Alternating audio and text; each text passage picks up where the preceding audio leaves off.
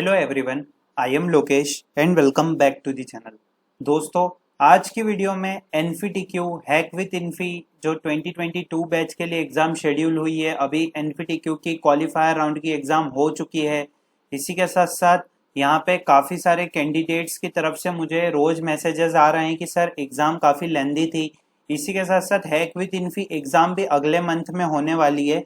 तो मैं आपको आज की इस वीडियो में ये बताने वाला हूँ कि आपको कौन कौन सी मिस्टेक्स नहीं करनी है अपनी प्रिपरेशन के दौरान, टिप्स सजेशंस जो कि आपको दोनों एग्जाम के दौरान याद रखने हैं। क्योंकि मेरे साथ खुद के साथ ऐसा एक्सपीरियंस हो चुका है कि मैं खुद हैक विद इन्फी को क्लियर नहीं कर पाया था। वो भी मैं आपको आज की इस वीडियो में बताऊंगा कि मैं क्यों हैक विद इन्फी को नहीं क्लियर कर पाया, क्या मेरी प्रिपरेशन में कमी रह गई। और आज की इस वीडियो के मेन 5 पॉइंट है जो कि बहुत इंपॉर्टेंट है। Preparation time mistakes, less practice leads to rejection, final round preparation, hack with infi preparation, some of friends rejected क्यों, और I also rejected it, hack with infi mistake। तो पूरा आज इस वीडियो में डिस्कस करेंगे। बिना देरी करे वीडियो को स्टार्ट करते हैं। देखिए, मैं आपको एक चीज बताना चाहता हूँ, ये जो भी मैं वीडियोस बना रहा हूँ ये आप सभी के लिए हैं, 2022 बैच के लिए। क्योंकि 2022 बैच के लिए अब एक पीक टाइम आ चुका है, मतलब आपकी हायरिंग बहुत जल्दी स्टार्ट हो जाएगी। जैसे एनफीटीक्यू की तरफ से हायरिंग स्टार्ट हो गई है, हैक विद इन्फी में होगी, उसके बाद फिर टीसीएस कोड वीटा, फिर टीसीएस एनक्यूटी, सारी वीडियोस आपको चैनल पे मिलती रहेगी टाइम टू टाइम। पर उससे पहले हम ये बात करते हैं कि हम प्रिपरेशन में क्या गलती करते हैं। देखिए दोस्तों, सबसे पहले हमारे दिमाग में ये मिथ रहता है कि अगर हमारे पास बहुत सारी एमएनसीज है, हम ये सोच के चलते हैं। अगर हम ये सोच के चलेंगे तो हमारे पास जो अभी प्रिपरेशन के लिए एमएनसीज है, जो हमारी अभी की तैयारी चल रही है, उस पर हम पूरा प्रॉपर ध्यान नहीं दे पाएंगे। हम ये सोचते हैं बाद में अच्छी प्रिपरेशन करेंगे, बाद में करेंगे, जब 4th ईयर आएगा तब स्टार्ट करेंगे प्रिपरेशन। लेकिन 4th ईयर तक का टाइम नहीं है, अब आप लोगों का टाइम चालू हो चुका है। अगर आपको बहुत जल्दी से जल्दी अच्छी एमएनसी में प्लेसमेंट चाहिए पहली बार में, तो आप बहुत अच्छे से एग्जाम को क्रैक कर सकते हैं। तो प्रिपरेशन के दौरान आपको ये बात याद रखनी है कि आप चाहे किसी भी एमएनसी की तैयारी करें, जैसे आपको अगर टीसीएस में भी जाना है, या फिर आपको कैपजीमिनी में जाना है, या किसी और बड़ी एमएनसी में जाना है, विप्रो में जाना है, जेंसार में जाना है, इसी के साथ साथ आप किसी भी एमएनसी में जाना चाहते हैं, तो आप उसके लिए भी स्पेसिफिक तैयारी चालू कीजिए। और जो आपके साथ अभी मतलब जो टेस्ट चल रहे हैं जिसमें आप सभी एलिजिबल है, उन एग्जाम्स को भी दीजिए। अगर आपका 10th 12th का क्राइटेरिया नहीं है तो भी आप एनफीटीक्यू दे सकते थे। हैक विद इन्फी में भी ऐसा उन्होंने कुछ नहीं लिख रखा है कि आपका 10th 12th का क्राइटेरिया होना चाहिए। उन्होंने तो वहां पे बोल रखा है कि आप अप्लाई कर सकते हैं। इसी के साथ साथ मैं आपको दूसरी चीज ये बताना चाहता हूँ कि पहली चीज, पहला पॉइंट तो हमने डिस्कस करा कि प्रिपरेशन के लिए समय का इंतजार नहीं करना है, अभी से ही प्रिपरेशन स्टार्ट कर देनी है क्योंकि टाइम बहुत कम है। और आपको ये याद रखना है कि कभी भी आप किसी भी एग्जाम की प्रिपरेशन करें तो वो पूरी जितनी भी अपनी आपने स्टार्टिंग से प्रिपरेशन करी है उसको ध्यान में रखते हुए पूरी प्रिपरेशन को अच्छे से कंप्लीट कीजिए। दूसरा पॉइंट ये होता है कि less practice leads to rejection. देखिए, आपको एक बात बता दूं, इस टफ कंपटीशन वाले टाइम में आपकी अगर प्रैक्टिस कम रहेगी तो रिजेक्शन बहुत बढ़ जाते हैं, रिजेक्शन के चांसेस बहुत बढ़ जाते हैं। क्योंकि देखिए क्या होता है कि आपकी प्रिपरेशन, मतलब जैसे हम दो एग्जाम्पल लेते हैं।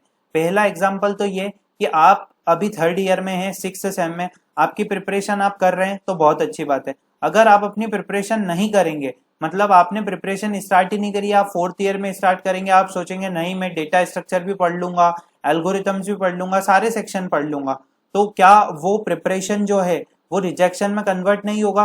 क्योंकि यहाँ पे आपकी प्रैक्टिस ही नहीं है। क्योंकि याद रखिए, आईटी इंडस्ट्री में अगर आपको काम करना है तो प्रोग्रामिंग तो आपको आना ही चाहिए, मोस्ट ये जरूरी है। इसी के साथ साथ मैं आपको एक चीज बताना चाहता हूँ कि प्रोग्रामिंग यहाँ पे जरूरी है। चाहे बड़ी एमएनसी होती है वो एप्टीट्यूड के टेस्ट भी करवाती है। जैसे अगर एनफीटीक्यू की बात करूं तो वहां एप्टीट्यूड का टेस्ट होता है, पर हैक विद इन्फी में आप कोडिंग से भी जॉब ले सकते हैं।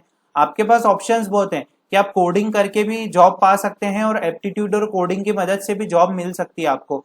पर सबसे पहला पॉइंट ये रहेगा कि प्रैक्टिस कहाँ से करें, कहाँ से शुरुआत करें। इसी के साथ साथ हमने जो शुरुआत नहीं करी है अभी तक, हमने सिर्फ नॉर्मल सब्जेक्ट पढ़े या हमने नॉर्मल प्रोग्रामिंग सीखी है, तो आपको आज से ही, अभी से ही प्रोग्रामिंग की प्रैक्टिस करनी है। एप्टीट्यूड के सेक्शंस को भी देखना है।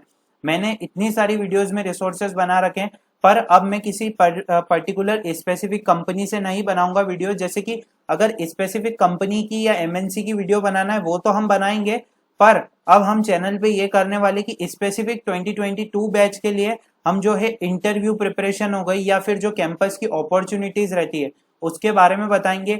ये बताएंगे कि यहाँ पे डिफरेंट डिफरेंट अपॉर्चुनिटी आपको ये प्रिपरेशन करनी पड़ेगी और आप इस टाइप से जॉब ले सकते हैं। तो 2022 बैच के जितने भी आप लोग देख रहे हैं ये वीडियो, आप बहुत ही जल्दी अच्छे से प्लेसमेंट ले सकते हैं। इसी के साथ साथ आपको ये याद रखना है कि प्रैक्टिस शुरू करनी है। अभी एनफीटीक्यू चल रही है, हैक विद इन्फी चल रही है, रिजल्ट नहीं आया है, पता है हमें नहीं पता हमारा क्या हो सकता है, कट ऑफ डिक्रीज हो गया, इंक्रीज हो गया तो सिलेक्शन हो जाए नहीं हो, पर आपको अपनी प्रिपरेशन रखनी है। नेक्स्ट राउंड की प्रिपरेशन की भी वीडियोस मैंने डालना चालू कर दिए, उन्हें देखिए, ठीक है। थर्ड पॉइंट आता है final round of preparation, hack with Infy preparation. देखिए फाइनल राउंड की प्रिपरेशन स्टार्ट हो गई है तो उन्हें स्टार्ट कीजिए, क्वेश्चंस को देखिए। हैक विद इन्फी की प्रिपरेशन मैं बहुत जल्दी स्टार्ट करवाऊंगा, 20 अप्रैल के बाद मैं हैक विद इन्फी की प्रिपरेशन स्टार्ट करवा दूंगा क्योंकि 18 और 19 को फाइनल राउंड है, ठीक है। फोर्थ पॉइंट यह है some of friends rejected why, और fifth point I also rejected at hack with इन्फी मिस्टेक। फोर्थ और फिफ्थ पॉइंट बताता हूँ, बहुत ही एक इंटरेस्टिंग स्टोरी है जो कि हमारे साथ हुई है और मैं आपको एक चीज बताना चाहता हूँ, इस स्टोरी से आप बहुत कुछ सीखेंगे और अभी से अपनी प्रिपरेशन स्टार्ट करेंगे। कॉलेज का टाइम था दोस्तों, थर्ड ईयर चल रहा था, एनफीटीक्यू आई थी। एनफीटीक्यू आई तो हमने एनफीटीक्यू में तो बहुत अच्छा परफॉर्म कर लिया, मैंने और मेरे फ्रेंड्स ने बहुत अच्छा परफॉर्म किया था एनफीटीक्यू में। पर मैं आपको एक चीज बताना चाहता हूँ, हमने एनफीटीक्यू क्रैक कर ली, कोई दिक्कत नहीं है। क्या हुआ था कि कोविड आ गया था, तो कोविड की वजह से एनफीटीक्यू जो है वो बहुत डिले हो गया था और हैक विद इन्फी पहले ही हो चुका था और ऑलरेडी उसके इंटरव्यू भी एनफीटीक्यू से बहुत जल्दी हुए थे, ठीक है। अब यहाँ पे मैंने ये मिस्टेक करी थी कि मैंने सोचा कि हैक विद इन्फी में कोडिंग नॉर्मल आती होगी। मतलब मैंने सोचा कि हाँ, क्योंकि पहले हैक विद इन्फी में तीन राउंड थे, पहला फर्स्ट राउंड था, फिर सेकेंड राउंड और फिर थर्ड वर्चुअल ग्रैंड फिनाले। तो फर्स्ट राउंड तो हम फर्स्ट राउंड में अपीयर हुए, मैं और मेरे फ्रेंड्स, और हमने क्या करा, कुछ भी प्रैक्टिस नहीं करी, ठीक है। ना हमने कोडिंग की प्रैक्टिस करी, ना हमने हैकर रैंक प्लेटफॉर्म पे प्रैक्टिस करी थी। हमको कुछ भी नहीं पता था, हमें कोई इतना आइडिया भी नहीं था और उस टाइम हमें कोई गाइड भी करने वाला नहीं था कि आप यहाँ से प्रैक्टिस कर लो या आपको क्वेश्चंस मिल जाएंगे। हमने बस दे दी हैक विद इन्फी। तो सबसे बड़ी बात है, हमारा एक भी क्वेश्चन नहीं चला हैक विद इन्फी में क्योंकि हमारी प्रैक्टिस ही नहीं थी। हमारा टेस्ट केस ही पास नहीं हुए। जो हमारे 3 क्वेश्चन थे उसमें से 3 तो छोड़िए, आप 1.5 क्वेश्चन भी छोड़िए, एक भी क्वेश्चन रन नहीं हो रहा था ढंग से क्योंकि सब में कहीं ना कहीं एरर आ रही थी।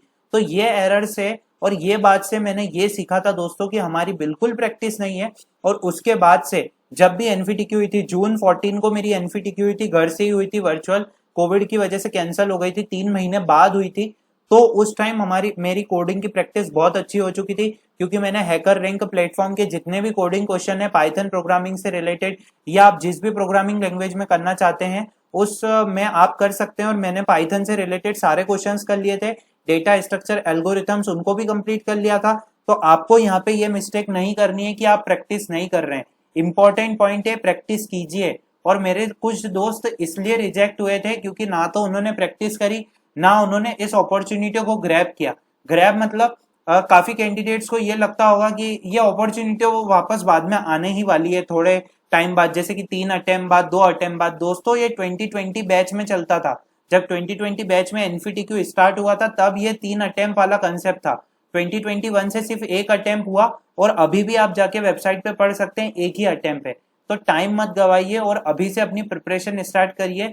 दोस्तों मेरे साथ और मेरे फ्रेंड्स के साथ काफी हद तक इससे बड़े बड़े एक्सपीरियंस हुए हैं, तो मैं आप सभी के साथ शेयर कर रहा हूँ अपनी टिप्स कि आप इन टिप्स को देखें, आप समझें कि आपके पास टाइम कम है और प्रिपरेशन स्टार्ट करनी है। तो दोस्तों इस टाइप से आज की वीडियो थी, उम्मीद करता हूँ आपको वीडियो अच्छी लगी होगी। इसी के साथ साथ ये सभी वीडियोस आप सभी के लिए है, आपको बहुत अच्छे से प्रिपरेशन करनी है, प्लेसमेंट फर्स्ट टाइम में लेना है और अपनी पूरी तैयारी करनी है, कोशिश करनी है। आपको कुछ भी डाउट है कमेंट सेक्शन में पूछ सकते हैं। बहुत जल्दी 2022 बैच के लिए काफी सारी नई वीडियोस आएगी। Thanks for watching the video.